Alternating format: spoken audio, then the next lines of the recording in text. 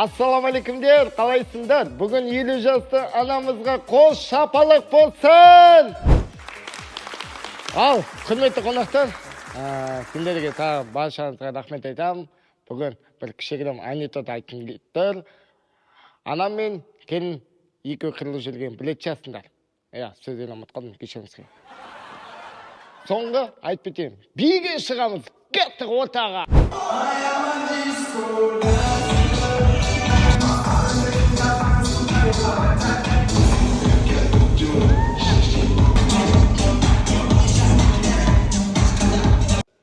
Құрметті тойшы қауым, бүгінгі мына менің мерейлі 50 жас тойыма келгендеріңізге көп рахмет дегім келіп тұр. Мына күйеу балдарыма, қыздарыма көп рахмет.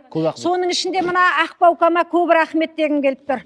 Баукам болмағанда мынандай дүбірлеген, дүркіреген той өтпесе, бүгін міне баукамның арқасында осындай дүбірлі тойым күшті өтті. Өте қуаныштымын. Баукама рахмет, сау болсын дегім келеді. Сау болсын. Бажа!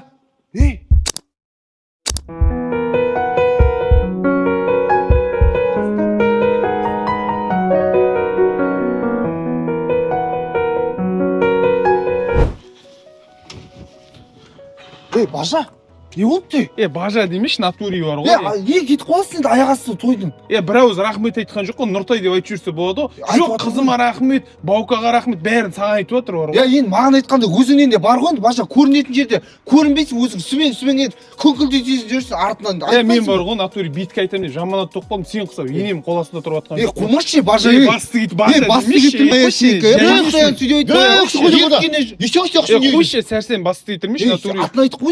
Бажа. Бәрі фамилиясын айтам, Базарбаев, сәрсен басты етірмеш, натури бар ғой. Бажа, сен бас етіпші ма маған? Айтты.